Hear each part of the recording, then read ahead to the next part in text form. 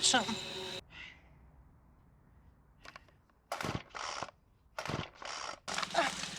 You gotta be kidding me.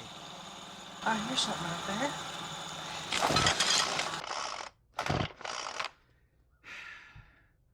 Son of a bitch! I thought I heard something.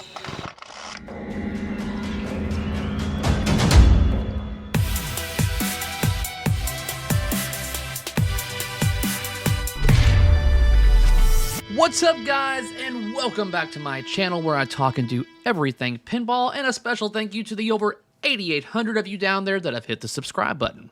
The question I have for you, Spooky Pinball, is how long are you going to keep up this charade?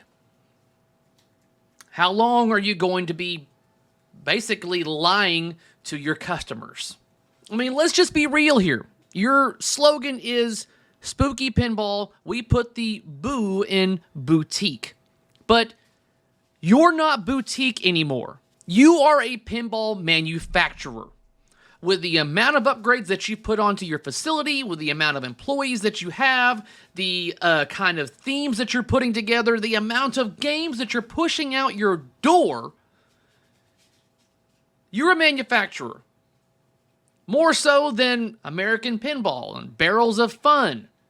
Hell, with the amount of sales and the lacking themes on the last couple of games, I almost want to lean towards Jersey Jack being boutique at this point. So Spooky, man up.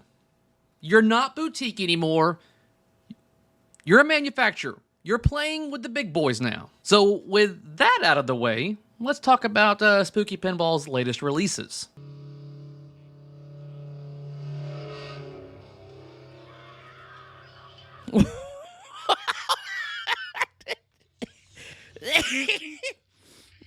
What did the truck hit? Now, I'm not going to be going through like every aspect of these games because I'm the last one probably putting out any content in regards to it. So you've seen it on the featurettes from Straight Down the Middle, which if you have not seen those videos, I will put links in the video description down below. They give you all kinds of amazing footage of what the game looks like, as well as any kind of feedback from the whole team there at Spooky in regards to making and creating this particular themes plural. So I think every manufacturer, boutique or not, should get a hold of Straight Down the Middle for these featurettes. I do believe they help sell games because they give us customers out there, enthusiasts, a lot of information and gets us an idea of how the game plays and stuff like that. So, Stern Pinball, I honestly think you should reach out to Straight Down the Middle for your upcoming titles. I think they could help. Hint, when malefic planets are in retrograde and Saturn's malefic, okay, their malefice is increased. I hope she dies first. Then you also had the hour-long Q&A session with Spooky Luke and Bug. So I will put a link in the video description down there if you would like to get even more information and answers to questions that you may have. Now, when it comes to questions, I had a lot of questions as well because I've never seen the Texas Chainsaw Massacre. I know. Go ahead and say, what? I mean, like, I've resolved that since then. I was like, you know what? I need a better understanding of this theme, so let me watch the movie. So I have seen it since then. I even watched it, was recording my reaction, so I will be dropping those little snippets here and there throughout this video. Well, hold up. Let's rewind this back because the look on this man's face is the same look. The same look that would be on my face, too. Hold up. Yeah. All right. Every guy sees this. If you know, you know. But the funny look, like I said, someone that looking like this comes up to me. Yep. That would be my face too, just like, So Spooky has once again churned out two different themes with the same layout. One theme is aiming towards one genre, and the other theme is aiming towards the opposite direction. And we saw this with Halloween and Ultraman. But something that has been pointed out, and I'm glad to hear, is that they had two different teams working on the Texas Chainsaw Massacre and Looney Tunes, and like with no collaboration. So the playfield is much more different when it comes to the mechs and even the insert location. The rules, code, animations are done by two different teams. Kick him out of the van! Here's your knife back, dude. Thanks for letting me cut myself.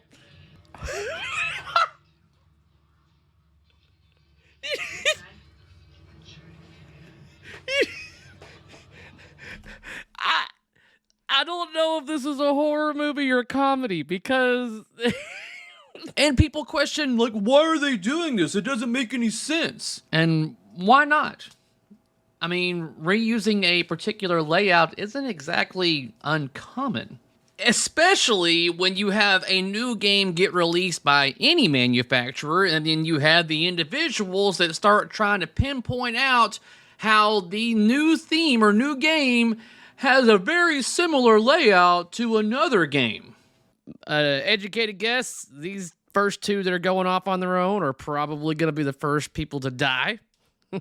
I don't know if this is going to be one of those movies where you're watching them just make dumb decision after dumb decision. I don't know. We'll see. I mean, God forbid that a ramp is placed in a somewhat same orientation and place as another game. People just lose their fucking minds. So when people ask why they're doing this, I simply ask, why not? I mean, if this game would have had some sort of similarities to like their previous game, like Alice Cooper, then they would be hearing it from the riffraff out there that, hey, this looks a lot like Alice Cooper. I mean, so why not go ahead and just, you know what, screw it. We'll completely just reuse the same layout for a different theme. So that knocks out right there the people complaining about it looks similar to another game, because it is similar to another game. It's the same freaking layout. And we're going to do two different themes. One's going to go this direction to access this demographic, and the other theme is going to go this direction to access that demographic. What is the old saying? Two birds in one bush, or two hands in the what is it? Oh my God. What are you doing, dude?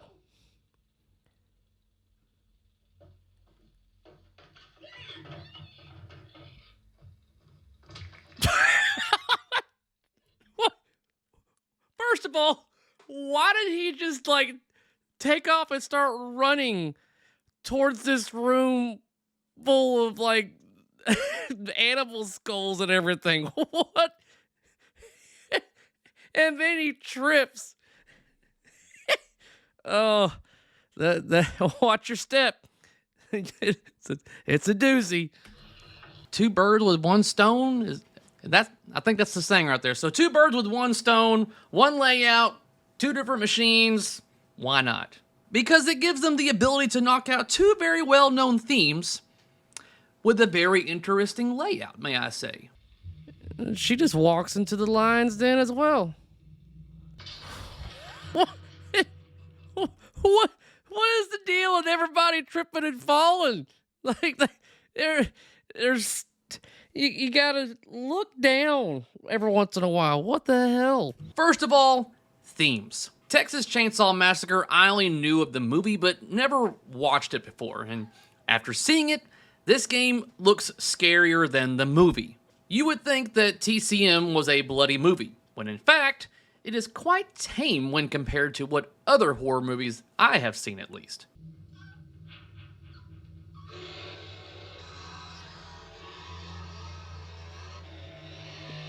That is impressive.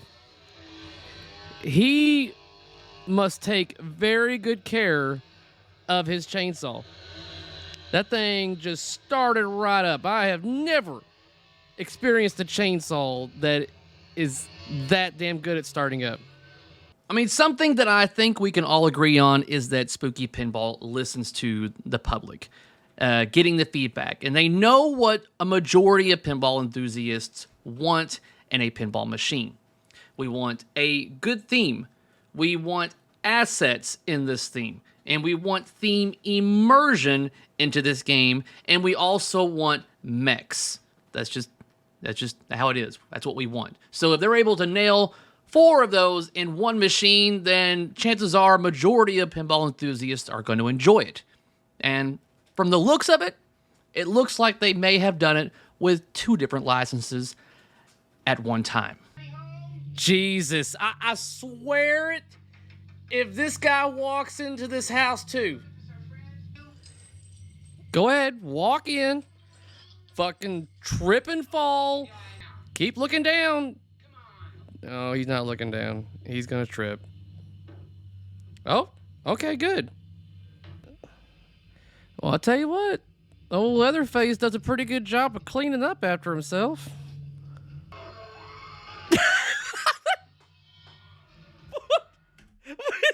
Did you hear the scream? That's exactly what my scream would be, more than likely, if I was in the same position as that. They didn't have to make a diverter feed into a meat grinder to divert a ball into a subway. But they did. They didn't have to make a sliding door that opens and closes to keep the ball out. They could have easily just made a drop-down target right there. But they didn't. They even paid tribute to one of my favorite games, The Shadow, by implementing the Sanctum effect when it comes to the magnet on the playfield that launches a ball up. They could have easily made it a virtual ball lock system, but I'm guessing they said fuck that, because that entire back panel of these games is the multi-ball lock system. And that's what was sent out to a few of us content creators and everything. The portion that I received is actually what the balls launch out of. That gets basically moved from one direction and they get fed this way. If you watch the video in the featurette, then you'll know what part this is. Oh. Oh, okay. Oh. All right. That is a little bit of a jump on me. I was a little surprised on that. I was not expecting that. But a part of my surprise here on this is I'm still amazed at how well that chainsaw starts up. That is very impressive. The aesthetics on this game look great. I appreciate them even more after watching the movie, and the little extra that they did on the side rails is well appreciated. Yeah, that would be a good sign to... Why are you running back downstairs? Yeah. Oh my God. It just jumped out the window. All right. Yeah, I mean, I'd probably do the same. Now, when it comes to layout, I'm liking what I'm seeing. The layout is obtuse. We have 4 flippers with a variety of shots and certain shots that will set up other shots and other flippers so you can make other shots. I mean, we haven't seen a lot of gameplay yet, but we are told that it shouldn't be too far away. Oh my God, ever since Cary got his package from Spooky, he's just praising everything that they have now. No, it's just that I'm praising what I've been shown and I'm liking what I'm seeing. I have watched Spooky improve every year. And I'm liking what I'm seeing right now. Uh-oh, he's going to lose track of you. You better start screaming. Yep, there you go. There you go. I have never owned one of their games yet. But these games have me more excited than any other game that they have put out to date. But I do have one concern on both of these games. But we'll go over that in a minute. Oh, what is she gonna see? Something smells good. Let's move on to Looney Tunes.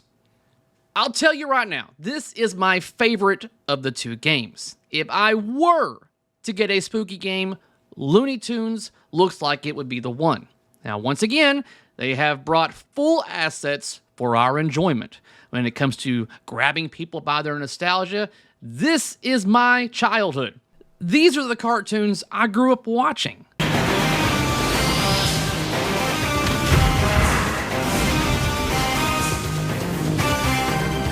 Well, the other Saturday morning cartoons were awesome too. With Looney Tunes, they have given the same layout, but implemented other items in place that you saw on TCM. Instead of the meat grinder, you have a rocket. Instead of Leatherface, you have Taz.